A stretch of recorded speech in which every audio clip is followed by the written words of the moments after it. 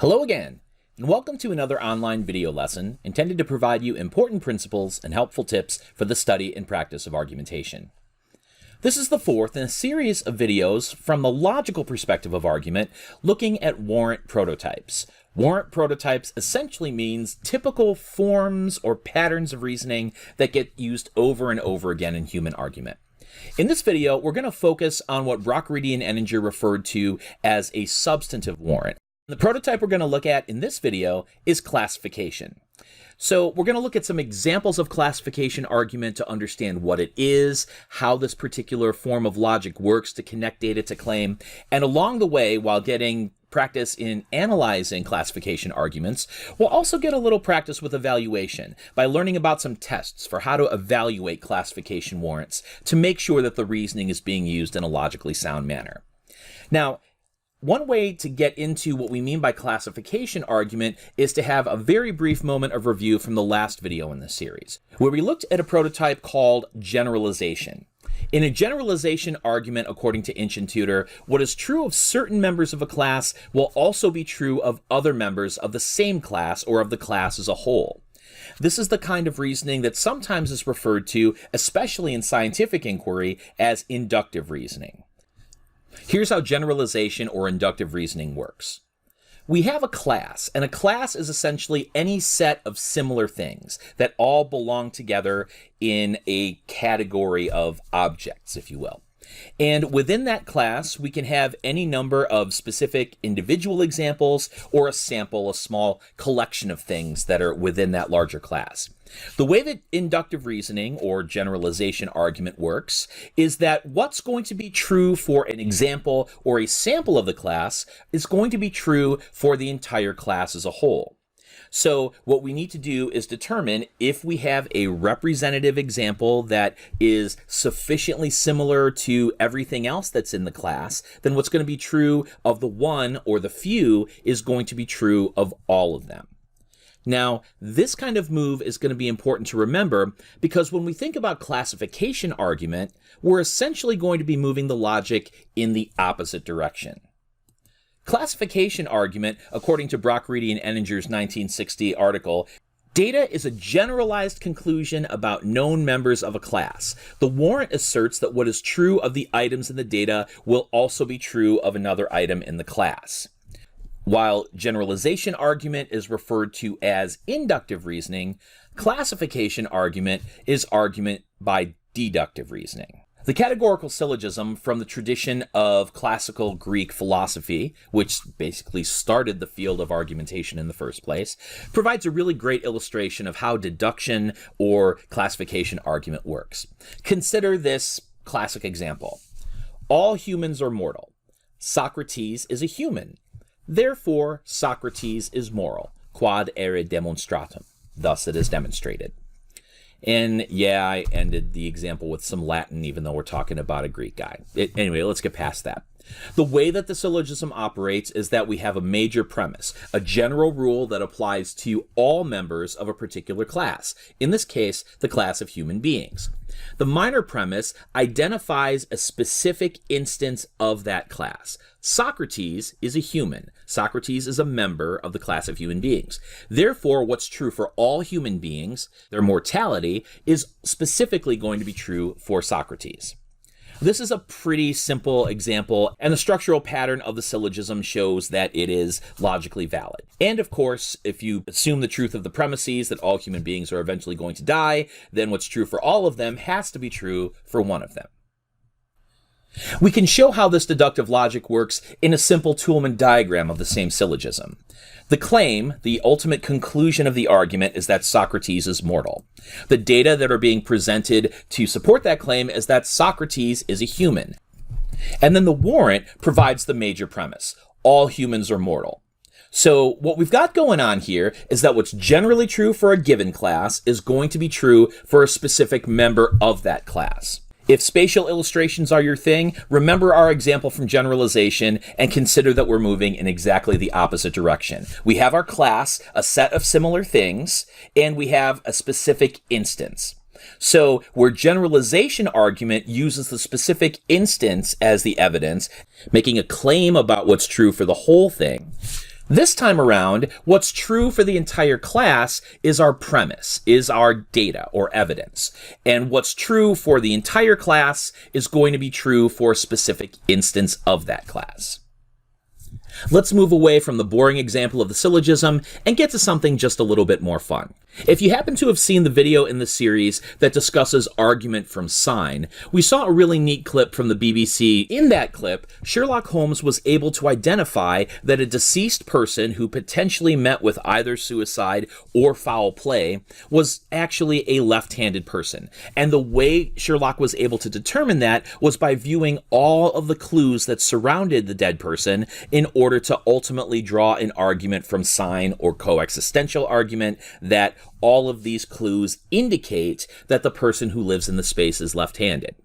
And then Sherlock goes on to apply that particular conclusion to a more important deductive argument to determine what happened to this deceased person. Let's take another look at the clip and see exactly how Sherlock cracks this.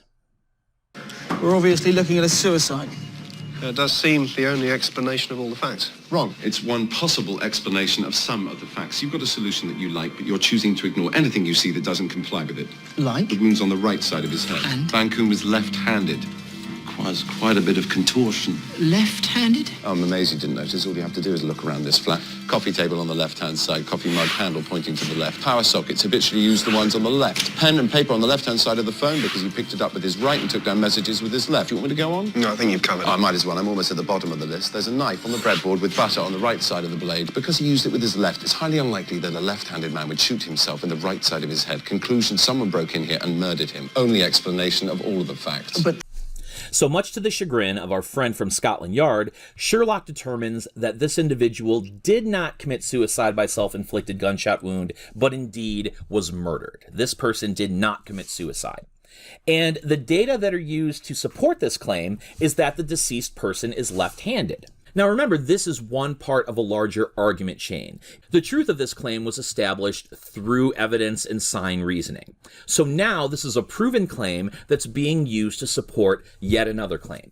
So how do we get from the deceased person is left-handed to the deceased did not commit suicide? Well, we have this premise that establishes the general rule for the class.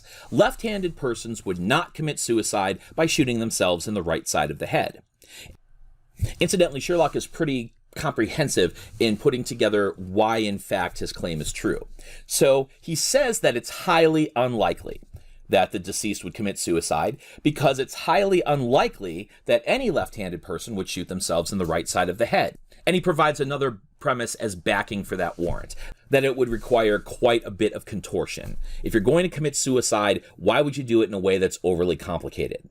So from the sign argument that was used to determine that this person is left-handed, now we've got something that we can apply to a general rule, a major premise. What's going to be true for all left-handed persons is going to be true for this particular left-handed persons. If nobody who's left-handed would ever commit suicide by shooting themselves in the right side of the head, that would be true for this particular left-handed person as well.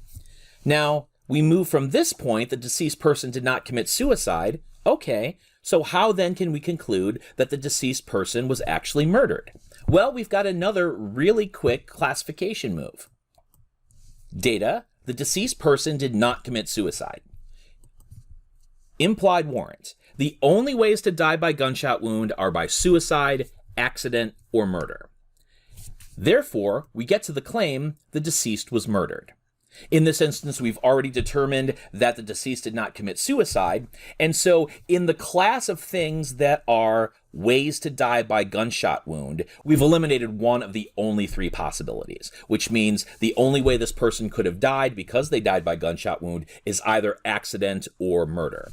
And given the rest of the circumstances surrounding this particular death, it's highly unlikely that this person died by accident because, I don't know, maybe he was playing a game that involved playing with a gun with the hand that he normally doesn't use for anything, and oops, it suddenly went off. Well, that seems pretty absurd. So the only conclusion that makes sense is if the only way to die by gunshot wound is by suicide, accident, or murder, suicide's out, accident's out, therefore this person had to have been murdered. As Sherlock points out triumphantly at the end of the scene, it's the only explanation of all of the facts. Except, of course, for that really weird I'm playing with the gun with my bad hand game. But I think we can probably assume that that's really not a realistic option.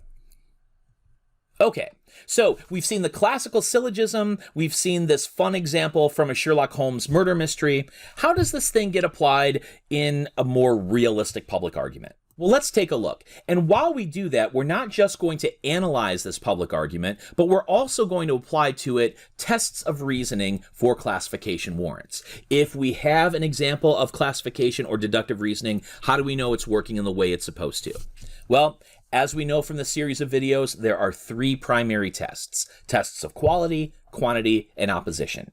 In the case of classification warrants, the test of quality is, does the particular case possess characteristics that belong to an identifiable class of objects? Once we can determine that, then we've got the test of quantity. Are the similarities between the class and the particular case sufficient in number to place the case in that class? So not only would this potentially be a relevant possible member of the class, but we can determine that there are enough things about this particular object that firmly place it in the class.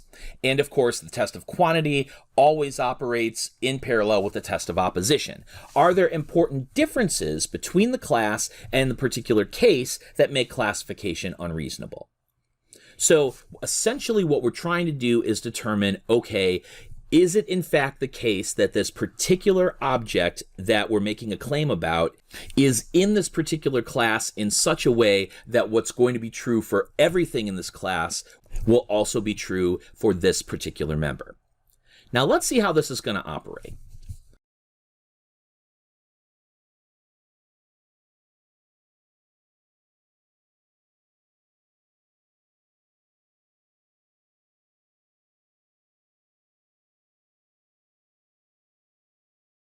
And the example we're going to look at is from a recent political controversy. In June of 2019, President Trump had an interview with George Stephanopoulos from ABC News. And this interview became immediately controversial even before the full interview was broadcast by ABC. Advanced video from the interview made shockwaves across the country when President Trump seemed to be suggesting that he would be open to receiving information about political opponents during a campaign from a foreign country. Among the countless news media personalities commenting on this issue was Chris Cuomo from CNN. On June 12th of 2019, Chris Cuomo did the following analysis of this moment. This statement about welcoming foreign interference is a low point, and even now, they're quiet. Senate Majority Leader Mitch McConnell ignored the questions, and when the big voices do speak out, their words are often worse than the silence. Take Senator Graham of South Carolina. He forcefully says, no, don't take information from a foreign government about your opponent, but then says this. I hope my Democrat colleagues will be equally offended by the fact that this actually did happen in 2016, where a foreign agent was paid for by a political party to gather opposition research. If this president is bad, Hillary Clinton must always be worse. But instead of just squeezing up your face or turning it off, let's unpack it. Look at the law. Here it is, very simple. Do not have to be a lawyer or any kind of sophisticate to get it. It shall be unlawful for a foreign national, directly or indirectly, to make a contribution or donation of money or an other thing of value in connection with any election. Now listen again to what the president said. There's nothing wrong with listening. If somebody called from a country, Norway, we have information on your opponent. Oh, I think I'd want to hear it. Of course you'd want to hear it, but you're not supposed to. But Clinton doesn't need a break here because the Steele dossier does not fit the felony. Clinton's campaign lawyers contracted with an American Oppo research company, Fusion GPS, okay? They subcontracted with a former British spy, Christopher Steele. That he was a foreigner doing this work is not prohibited.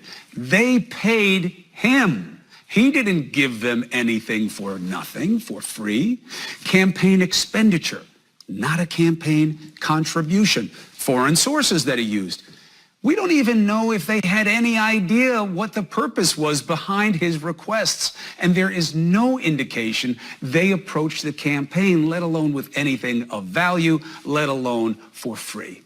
Now, for our purposes in this lesson, there's a couple of arguments in here that are pretty helpful for us to illustrate how classification or deductive argument works. Let's take a look at the most significant one. Cuomo provides the following data. Trump said he would listen to information about a campaign opponent from a foreign country. Now, in order to back up the claim he eventually makes, he provides a warrant that accepting information from a foreign country that benefits your campaign is a crime. And he's actually pretty specific about providing the backing for that warrant. He cites the language of 52 U.S.C. section 30121. This is the campaign finance law that essentially says you cannot accept anything of value from a foreign government as a campaign contribution. So given this general principle, accepting any information from a foreign country that benefits your campaign being a crime, that specific class of activities is being connected to this specific instance where Trump is saying he would listen to information about a campaign opponent from a foreign country. So this leads Cuomo ultimately to his claim that Trump is expressing a willingness to commit a campaign crime, because the specific kind of action that he expressed a willingness to do falls within the general class of illegal acts for campaign finance purposes under 52 U.S.C. 30121. Now let's evaluate the soundness of this classification argument based on our tests for classification reasoning. The test of quality. Does the particular case possess characteristics that belong to an identifiable class of objects?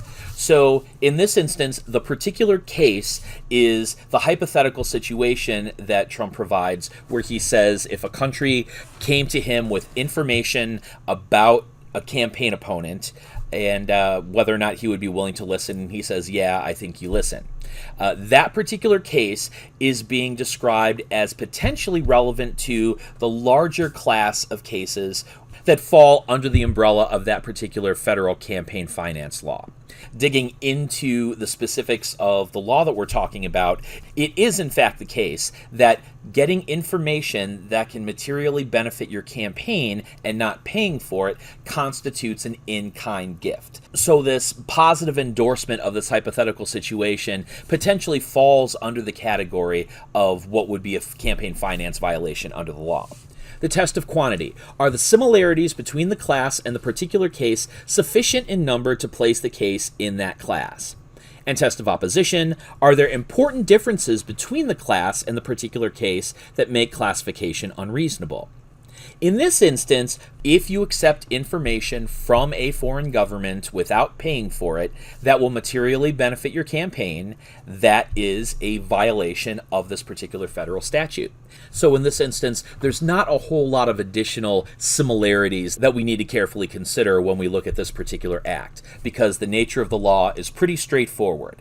If you accept information, you are accepting something of value. If you're accepting something of value, you are committing the campaign violation. Now, the test of opposition is one that has gotten a little bit more argument in recent days regarding this particular incident. Indeed, when one looks to the Mueller report that investigated potential ties between the Trump campaign and the Russian government, there were some actions in the meeting between Donald Trump Jr. and other members of the campaign with Russian intelligence officers that potentially could have made a case that Donald Trump Jr. was in violation of the statute. The Mueller report held, however, that they didn't believe that they would be able to find guilt beyond a reasonable doubt in this particular case because they were uncertain whether or not Donald Trump Jr. and the others had knowledge of this federal campaign finance statute. So under those circumstances, if you don't know that what you're doing is illegal, it is possible that a jury might find that one is in fact not guilty of this offense. So that would be where the test of opposition potentially could come into play. The problem is that in this situation, the hypothetical that's posed by George Stephanopoulos is one in which Trump is fully aware of the nature of the statute. And Trump's response is, I think you could potentially do both, but yes, I would listen. I would be interested in listening. So clearly, The president has awareness that this campaign finance law exists, and despite that fact, he expressed a willingness to take the information. So, according to our test of quality, test of quantity, and test of opposition, this classification argument that Cuomo's making seems to be pretty reasonable. And again, I want to make sure I'm absolutely clear that this example does not make any sort of judgment with regard to whether or not the president engaged in any kind of campaign finance violation at all. This is discussing one specific hypothetical situation that was raised in the interview. And the argument that Chris Cuomo makes is that his response to that hypothetical expresses a willingness to violate the law. And in that instance, the logic of this deductive argument seems reasonable. Now, the other argument that's part of this larger package that's really interesting to keep in mind is one that gives us a sense of one of a couple of different flavors of deductive argument that we can often see in public discourse. This form of deductive argument is what's known as dissociation. Dissociation argument, according to Inch and Tudor, is when one disengages one idea from another and seeks a new evaluation of both ideas. In other words, what one is trying to do is to take a couple of ideas that have been brought together and to tease out a significant difference between them. So they're in fact not related or not the same thing, and in fact, we need to think about them in different ways. One typical instance where this kind of dissociation is often used is what we might refer to as an appearance versus reality argument, when someone makes the case that something that appears to be true actually isn't true, and here's what's really true. And we have a similar but a little bit different example of dissociation argument in the part of the clip in which Lindsey Graham is being depicted as talking to reporters about a similarity between the hypothetical situation that was posed to President Trump with the reality that in 2016, the Clinton campaign purchased opposition research from a firm that hired a former foreign agent. Let's take a look at the argument that Cuomo makes when he ultimately comes down on these two situations, Trump being willing to take information from a foreign government and the Clinton campaign purchasing the Oppo research and the Steele dossier actually aren't the same thing. Take Senator Graham of South Carolina. He forcefully says, no, don't take information from a foreign government about your opponent, but then says this. I hope my Democrat colleagues will be equally offended by the fact that this actually did happen in 2016, where a foreign agent was paid for by a political party to gather opposition research. But Clinton doesn't need a break here because the Steele dossier does not fit the felony. Clinton's campaign lawyers contracted with an American Oppo research company, Fusion GPS, okay? They subcontracted with a former British spy, Christopher Steele. That he was a foreigner doing this work is not prohibited. They paid him. He didn't give them anything for nothing, for free. The data are essentially these 2 points. The first point, that the Clinton campaign paid for opposition research that was done by a foreign person. Christopher Steele, who was working for the U.S. firm, and Christopher Steele, in the course of his investigation, got information from agents working in the Ukraine. And so this is the situation that Senator Graham is equating with, well, this is what you're accusing the president of, but this is what really happened in the case of Hillary Clinton. The second data point that Cuomo brings into this is, of course, the hypothetical example from the ABC interview. Trump would be open to listening to opposition information from a foreign country. Now, here's how Cuomo engages in the dissociation argument. The warrant that he provides is that the Clinton campaign's action was legal while Trump's would not be. And the backing for this is, of course, that same federal statute, 52 U.S.C. section 30121. The distinction that Cuomo makes is that what violates the law is accepting something of value from a foreign government or agents of a foreign government over the course of a campaign. What the Clinton campaign did was not accepting something of value from a foreign government, but they actually paid for information, and in truth, they paid for information coming from an American company. And the American company employed somebody who used to work for a foreign government but doesn't work for a foreign government anymore, and got information from somebody working in a foreign government. Now, when you look at this, oh, they got information from a foreign government, it's easy to get this stuff blurred out, but this is where Cuomo makes the very clear dissociation. There's a difference between accepting a campaign gift, something of value, and engaging in campaign expenditures, when you actually spend money as a campaign in order to get something in return. And so this is what brings Cuomo ultimately to his claim that these two situations are not the same. Trump is engaging in a willingness to engage in illegal activity, whereas the Clinton campaign, despite what Trump's defenders are saying, did not engage in the same kind of activity. So this is how dissociation argument would work. The next day on his show, Chris Cuomo engages in additional argument on the same issue and actually provides an example of another flavor of classification or deductive argument that gets used a lot in public discourse, particularly in politics, but also in legal matters as well. And it's very likely that in your own personal experience, you've either engaged in or experienced somebody else engaging in just this kind of argument. The logical strategy is called incompatibility argument. Here's how incompatibility argument operates, according to Inch and Tudor.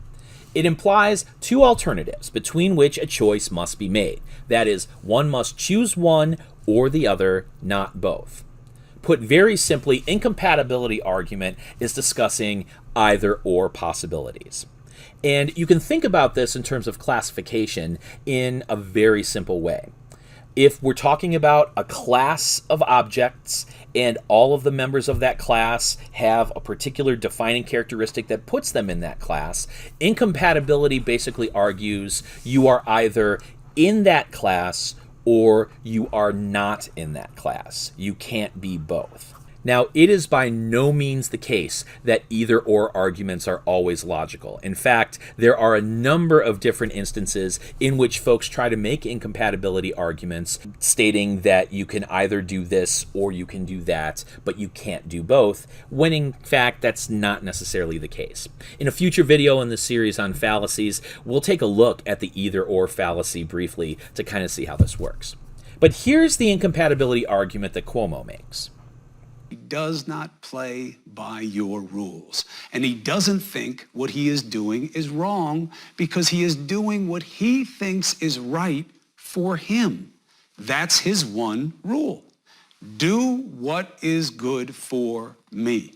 The sooner you get that, the sooner you'll get that what he is saying today, while arguably an endorsement of illegal behavior and certainly wrong, none of that affects his judgment about what he should say and do.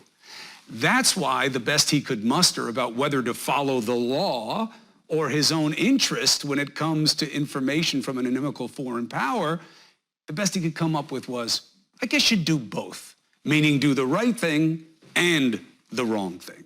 And of course, as we all know, you can't do both. And he knows that too. Okay, so Cuomo is predicating this argument not just on the statements that are being made during the ABC interview, but also subsequent statements made by Trump to Fox News on his Twitter account, as well as statements from the White House, essentially saying that the position the president presented in the interview, which was in fact the position that he presented, was that he thinks that you would do both, that you would take the information and you would go to the FBI. Let's diagram Cuomo's incompatibility argument. Data.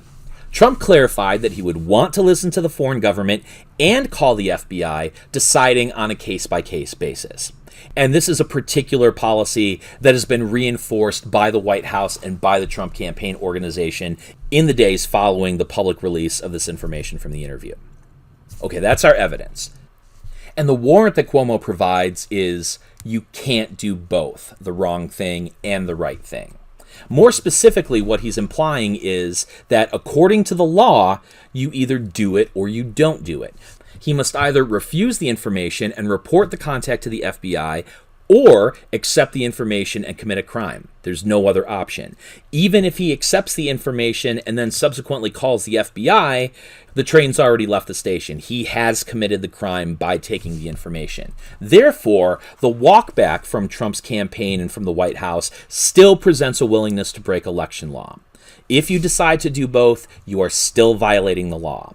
So this idea that you can take that middle road of reporting to the FBI while still listening to the information is, according to Cuomo and according to federal campaign finance law, incompatible. You're either abiding by the law or you are not. Those are two classes of actions that do not intersect. So let's briefly sum up what we've learned today about classification warrants. The overall picture that you need to remember is that unlike generalization arguments, where we start with a single example or a small sample of examples and then make an argument that what's true for those examples is going to be true for an entire class of things, in classification argument, we're moving in the opposite direction. Our data is primarily coming from a premise about something that is true about an entire class of things. And the way that the logic operates is that what's true for everything in that class is going to be true for something in particular, because that particular is a member of that larger class. So when we're evaluating deductive arguments like this, we want to apply the test of quality. Does this particular instance possess characteristics that would put it in the class? The test of quantity. Are there enough characteristics in this particular case that are sufficient to be able to put it in that class with confidence? And finally, the test of opposition. Are there important differences between the class and the particular case that make this classification unreasonable? So endeth our lesson on classification warrants. If you've got any questions about this lesson or any of the others in this series, please don't hesitate to reach out and let me know. Otherwise, in part 5, the last video in this series on argument prototypes, we're going to compare and contrast two very similar but importantly distinct approaches to reasoning: parallel case and figurative analogy. I'll see you next time.